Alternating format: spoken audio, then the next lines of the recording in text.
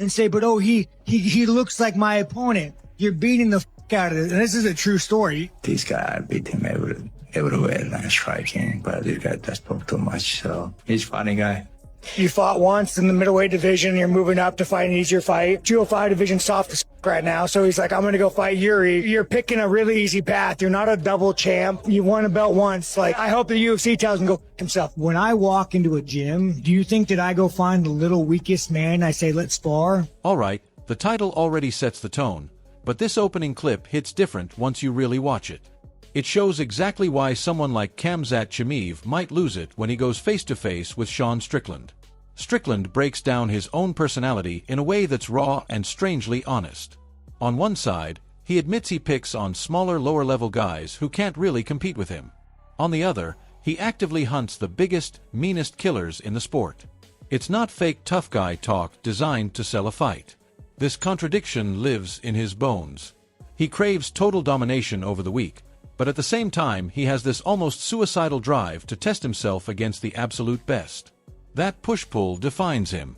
It explains how he handles any challenge, especially when it comes from someone as intense and aggressive as Chimaev. When those two finally square up, it won't just be two fighters talking trash.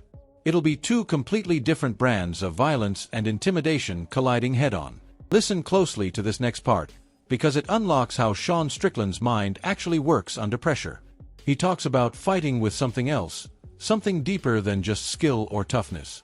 Strickland has spent years training himself to push past the breaking point.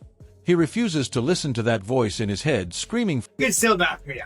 Every human being has a breaking point. Our brain presets our breaking point for us. So when we're training, and you feel like that little voice in your head that says, there's only 30 seconds on the clock, I don't need to get up. Every time you listen to that voice in your head, it takes your breaking point and it brings it lower, lower, lower. Every time you tell that voice, go fuck yourself, and you go a little bit past it, guess what? Now your brain is raising its breaking point. You always just want to keep that breaking point going higher, higher, higher, and higher, and higher. I've always been the hardest working guy in the way you fight. For him to quit when things get ugly. He's obsessed with raising his mental threshold higher and higher. That mental conditioning is everything when you picture him facing someone like Khamzat Chimaev snapping in his face. Verbal attacks and psychological warfare probably slide right off him. In fact, they might do the opposite. They could make him even more locked in. He's not easily shaken because every single day he's already at war with his own limits. External pressure from an opponent is nothing compared to the internal battle he fights constantly. When Chimaev tries to break him, Strickland has already been breaking himself for years. That's a dangerous man to provoke. In this next clip gives you a rare, uncomfortably deep look inside Sean Strickland's head. Fighting isn't just his job or a paycheck to him. It's the only thing that keeps him from feeling completely dead inside. He openly admits he hates actually fighting. He believes every war in that cage is shaving years off his life. Yet here's the twist. He only feels truly alive when he's in there. The rest of the time, life feels boring, meaningless, just going through the motions. Fighting is his antidote to existence itself. You see people go through their life and it's boring, it sucks. Every day they wake up in routine, they go to the job, they sit by the pool, they grab a beer, they drink, and they just wait and die.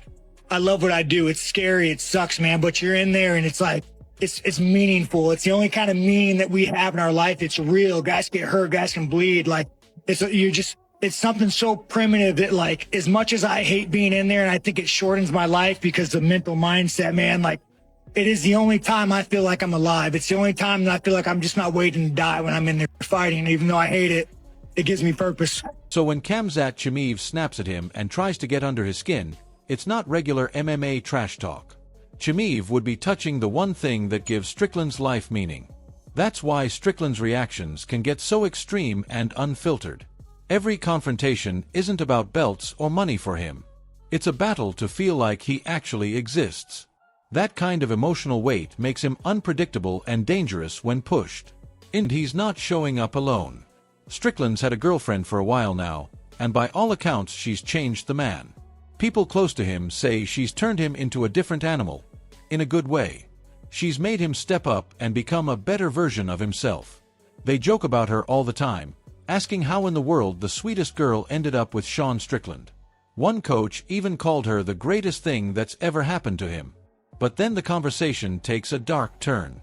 They start talking about a time they almost broke up, because they were discussing what would happen if he accidentally killed a man in the cage.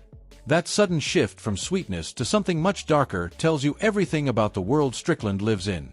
This segment peels back a layer most people never see. On one hand, you hear how his girlfriend has genuinely softened Strickland and brought out a more human side. There's real love and transformation there. Then, without missing, and he won't be making the trip alone. I understand he's had a girlfriend for a while. We've never really seen him like that, but he just seemed like a different guy. Like, she's changed that man's life, you know, and she's turned Sean into a different animal. It's not even bad, but she's like definitely made him kind of step up the person he was, which is really cool. Kind of men don't wear mittens.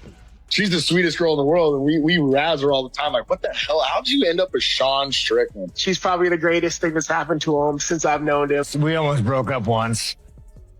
Tell you why. So something happened. We're talking about by accident killed a man. a beat, it dives into this dark hypothetical. What if he accidentally killed someone in a fight and how she would react? It's a chilling reminder that in combat sports, that nightmare scenario isn't impossible. That contrast is pure Strickland, vulnerability and unsettling darkness sitting right next to each other in the same person. Any snap from Khamzat Chimaev wouldn't just be aimed at a loudmouth fighter. It would hit a man who constantly wrestles with heavy moral questions, living on the edge between love and violence, humanity and brutality. He's not playing a character. This is who Sean Strickland actually is. The raw honesty in this clip is heavy. You hear his coach trying to fire him up before a big fight, and it exposes the constant internal war Strickland fights every day. Behind the tough exterior, his promise to fight to the death isn't just macho talk. It's a deeply wired mindset built from years of battling his own mind. There's real fear in there, real doubt, and he pushes through it with an almost fanatical drive. I said, we're going to go win this fight. And he kind of like perks up and looks at me, and I go, now say it yourself. Because I'm going to go win this fight. And I was like, say it with conviction. He said, I'm going to go win this fight. I said, now, listen, I don't care with the odds, none of this shit. I said, the only people that matter are the five of us in this room right here, right now. We all believe that you can win this fight. Nothing else matters. So let's go out and go do our job. And he looks up at me, he's like, to the death. I was like, to the death, kid, let's go. When I'm 17, one day I wake up, my mom and my dad fighting. He like was holding my mom in the room saying, you know, like crazy shit. Like, no, you're probably like your boss. You're probably, you know, like your mom. When Khamzat Chimaev snaps and tries to intimidate him, he won't just be facing a skilled fighter. He'll be facing a man who's already fighting a brutal war inside his own head every single. This might be the most important piece of the puzzle. Strickland opens up about the day he confronted his abusive father, the boogeyman who terrorized his childhood. He watched that feared figure break down and cry like a broken man. That single moment taught him a brutal lesson that still defines him. Even the scariest people can turn out to be pathetic and weak when you finally stand up to them. It wired him for defiance. It made him ready to fight back against any bully, any threat, any sign of weakness. So when Khamzat Chimaev comes at him with intimidation or aggressive posturing, it's not just another fight confrontation. It's triggering decades of trauma and that hardwired instinct to destroy anything that feels like the bullies from his past. Every snap becomes intensely personal because it's never really just about the present. It's about every moment of fear he's ever carried. Strickland's complete disdain for the championship belt says everything about how his mind works. He sees it as nothing, just a piece of metal he could throw in the trash or give away without a second thought. That total detachment from titles. Doing that, so I look at my dad. I'm like, Dad, like, Mom's working. You're on like disability right now. Pill popper. Like, she got to go to work, dude. You got to let her go to work. She pays a mortgage. So he gets in my face. He's like, I'm your father. You're going to talk to me like that? And I'm just like, okay, dude, like, today's a day. I'm done with it. Pull my headbutt and break his nose. Falls down and starts crying. Just watching like fall to the ground, like crying, holding his nose, bleeding. And I'll never forget like the monster, like the boogeyman in my life. Like, you're the guy that I was so afraid of my entire life. You know, like when I was a kid, you were my boogeyman, and like your status and what other people think makes him almost immune to the usual mind games in MMA. If Khamzat Chimaev tries to snap at him by throwing around accomplishments or legacy talk, Strickland will probably just laugh it off. None of that matters to him. His drive comes from something much deeper: the raw feeling of combat, the search for meaning, the existential questions that keep him going. Because he doesn't chase external validation, opponents are forced to meet him on a completely raw, unfiltered level. The normal trash talk script doesn't work on a guy who genuinely doesn't care about the belt or the spotlight. Is the actual snap moment. This is Strickland unloading on Dricus du Plessis, and it gives us a clear window into how he reacts when someone truly pushes him too far. Even if Dricus' comments started as regular fight banter, they hit a deep nerve. Strickland didn't just fire back with equal energy. He went straight for the jugular, bringing up personal pain and childhood trauma in a way that went way beyond normal trash talk. That response wasn't performance. It was pure, visceral rage coming from real wounds. This is exactly why predicting his reaction to Khamzat Chimaev matters. Sean, you're the world champion! Oh, look at this thing, man. I found this laying around, you guys. I'm going to keep it for a little bit. Well, how do you prepare yourself for that? How do you work on not letting, 12 pounds of gold there, letting the moment be the only champion, I'm telling you, that would ever have done this. A brand new champion putting his belt on the floor, it really doesn't matter to you. It means absolutely nothing. I'll win, I'll lose. You'll win, you'll lose, man. As long as you guys are happy in your own life, this means absolutely nothing. Does the belt do anything at all for you? It's hidden in my closet and a pile of dirty clothes. But a certain Strickland doesn't match energy. He escalates and makes it personal. He digs into the most vulnerable parts of his opponent and throws their own pain back at them. When he snaps, it becomes psychological warfare at its most brutal and intimate level. Sean Strickland's stories about his childhood anxiety are genuinely heartbreaking. He talks about scratching his gums raw until they bled and being so scared at night that he'd pee the bed instead of getting up to use the bathroom.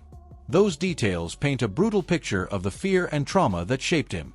His loud, aggressive, tough guy persona as an adult isn't just an act. It's armor. It's the defense mechanism he built after years of fighting demons most kids never have to face. When Khamzat Chimaev or anyone else comes at him with intimidation or trash talk, they're not just challenging a veteran fighter. They're attacking a man whose entire tough exterior was built to protect a deeply wounded kid still living inside him. That scared little boy never fully left. The fighter is still standing guard. His coach's words here give you a side of Strickland you rarely see.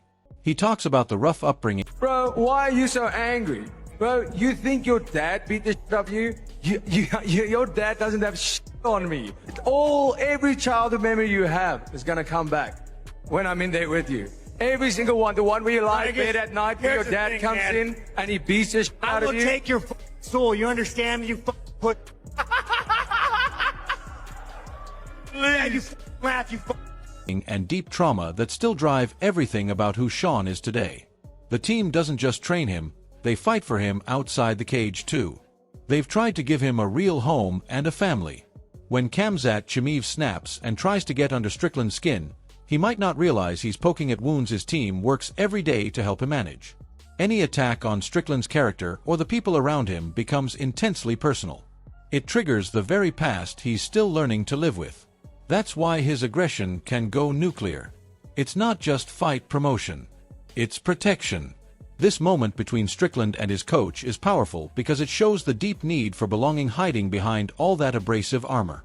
The coach speaks directly to the hurt kid inside, and Strickland responds with real gratitude, saying for the first time in his life he feels like he has a family.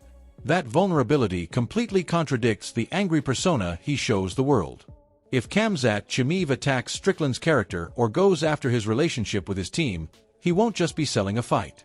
He'll be threatening the one place where Sean finally feels accepted after years of isolation. Protecting that newfound sense of home could make Strickland's response even more desperate and ferocious. When I was a kid, I used to scratch my gum and I have a hole in my gum. Just from being nervous and stuff? Nah, just anxiety, because I'd have so much anxiety as a kid and I would just scratch my gum until just blood, And, you're in pre-elementary school, you don't know why you're doing it. Yeah. I remember being so scared when I was a kid. I remember hearing that animals, if the animal peed when another animal wouldn't come. So I would stand up on my bed at night and I would pee around my bed in a circle because I was afraid that things were going to get me. Who were you afraid? Any particular? Just everything. This final piece captures the deep contradiction that lives inside Sean Strickland. He sees himself as just an asshole who doesn't make any real difference in the world. But the truth is, he gives a lot of people out there companionship. He shows them they're not alone in their pain, their struggles, their feelings of being lost. He has trouble reconciling that. The man who calls himself worthless actually matters to thousands who relate to his darkness. When Khamzat Chimaev snaps at him, he's stepping into that internal war. Any attack on Strickland's asshole exterior or his unexpected role as someone who helps others feel less alone will hit on multiple levels. It'll trigger both his self-doubt and his protective instincts. That mix of existential confusion and raw defense is what makes a Strickland snap so unpredictable and intense. 1.2s fast. My crowning achievement, I think, not as a coach, but as a human being, is, we've given this guy a home, he comes from a rough upbringing, it's tough to hear those stories, and it's hard for me to make excuses for some of the things that he says and some of the ways that he acts. But if you really understand him the way that we do, you guys would fight just as hard as we do for him. He's our guy. And sometimes in life, man, you just have to empathize with someone's history. Oh, hold up. Right out of the gate, Dana White doubles down on the most tone-deaf moment of his career. When a reporter hits him with the John Jones situation, the UFC boss doesn't flinch. He fires back with that now infamous line, "Who gives a shit?" Let me tell you something, this isn't just spicy soundbite material. This is straight-up explosive. One of the biggest legends in MMA history says he turned down a $15 million offer, and Dana's response is to act like the whole thing is beneath him. That single phrase didn't just land, it detonated across the entire MMA world. This isn't some casual brush-off you can laugh at and move on from. We're watching the public face of the UFC completely dismiss a fighter's integrity, fans' demand for honesty, and the massive stakes behind it all. John Jones isn't just any athlete. He's widely regarded as the greatest mixed martial artist who ever stepped into the octagon. He claims the money was on the table. Dana swears no negotiations ever happened. But here's what this is really about: control. It's about who gets to write the story of this sport. I need this round, okay? I need this round. Sean, look at me. Everything right now. We're fighting for that little kid inside of us, Sean. Save nothing for the swim home, baby. Save nothing for the swim home. By giving him a leadership role, by telling him that we care, that we love him, like, you have to understand that it takes a village and an ecosystem of what we have. But what you've allowed him to feel in his heart has allowed us to be able to coach him better as a human being. I love you guys. You welcome me. I feel like you guys are my family. It's raw disrespect wrapped in corporate swagger. And when you peel it back, that "who gives a shit" attitude reveals something far uglier than a bad press conference. It's a symptom of a deeper rot in how the biggest promotion on the planet treats its own stars and the people who pay the bills. Stick with me, because once you see the full picture, you'll understand why this one moment matters way more than most fans realize. This isn't just Dana being Dana. This is John Jones stepping up and calling out the entire narrative the UFC has been selling you. Buckle up, this story is just getting started. This clip is pure frustration bottled up and thrown right at the camera, and every fan and media member watching knows exactly how it feels. It's the textbook definition of what happens when the guy at the top of the empire stops listening to the streets that built it. Dana White is supposed to be the face of the UFC, the guy who reps the whole organization. Instead, he casually shrugs off a legit. And I think, as weird as that sounds, a lot of people learn that through watching people like you evolve through fighting. I hit people in the head. I'm making no difference in society. I'm the ass. I want you to embrace that you're a better person than you were then. It seems like you kind of like fall back on this "I'm a piece of shit" thing. It's almost like you use that as like a little bit of a shield. Yeah. You don't have to do that. I would beg to differ that you show people that they're not alone. They've seen themselves in your shoes or vice versa, and they feel like, hey, I have a companion on this journey. This has been one of my legitimate money dispute with a living legend like John Jones like it's yesterday's news. In one breath, he alienates the exact audience that made him a billionaire. Telling reporters "who gives a shit" isn't just rude, It's a catastrophic misunderstanding of how this entire fight business actually works. Fans don't tune in, cheer, then vanish into the night. They pour their hearts, their wallets, and years of their lives into these athletes and their stories. They buy the tickets. They smash the pay-per-view buys. They grab the merch. They live and breathe the drama, the backroom deals, the rivalries that play out both inside and outside the cage. Dana's entire empire was built on that raw, passionate connection between fighters and the people who support them. When he dismisses it so flippantly, he's not just being tone-deaf, he's actively damaging the bond that keeps the lights on and the octagon full. You don't bite the hand that feeds you and expect the meal to keep coming. This is dangerous territory, and the UFC is walking straight into it.